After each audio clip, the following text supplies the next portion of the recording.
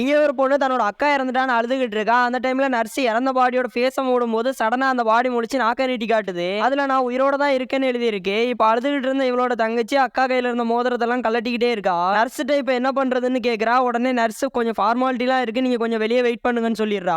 அடுத்த சீன்ல பாடியான அக்கா சடனா எந்திரிச்சதும் நர்ஸ் பயந்து போயிருது. என்னைய கொல்றதுக்கு நான் குடிச்ச ட்ரிங்க்ல என்னோட தங்கச்சி தான் பாய்சனை கலந்துட்டான்னு சொல்றா. அது எப்படின்னு நர்ஸ் கேட்க, அதுக்கு அவ என்னோட அப்பா இப்ப ரீசெண்டா தான் இறந்து போனாரு, அவர் சாகறதுக்கு முன்னாடி பிசினஸ் ஃபுல்லா என்கிட்ட ஒப்படைச்சிட்டு போயிட்டாரு, அதனாலதான் இவன் என்ன கொல்ல ட்ரை பண்றான்னு சொல்றா. உடனே நர்ஸ் எல்லாம் ஓகே தான், பட் இதை எப்படி ப்ரூவ் பண்ண போறீங்கன்னு கேக்குறா. அதுக்கு நீங்க தான் எனக்கு ஹெல்ப் பண்ணணும்னு சொல்றா. அடுத்த சீன்ல நர்ஸ் அவ தங்கச்சிட்ட ஓடி வந்து உங்க அக்காவோட பாடியை காணும்னு சொல்லுது. உடனே அவ விளாடுறீங்களா, இப்பதானே உள்ள இருந்துச்சுன்னு சொல்றா. உடனே நர்ஸ் இது ரொம்ப பெரிய பிரச்சனை மாதிரி தெரியுது, எனக்கு ரொம்ப பயமா இருக்குன்னு சொல்லிட்டு அங்க இருந்து ஓடிடுது. அப்ப அந்த பொண்ணோட அக்கா இவள பேர் சொல்லி கூப்பிடுறா. அந்த டைம்ல கரண்டும் போயிருது. திரும்பி பாக்குறா, அவளோட அக்கா பேயா மாதிரி நிக்கிறா. எதுக்காக என்ன கொன்னன்னு கேக்குறா.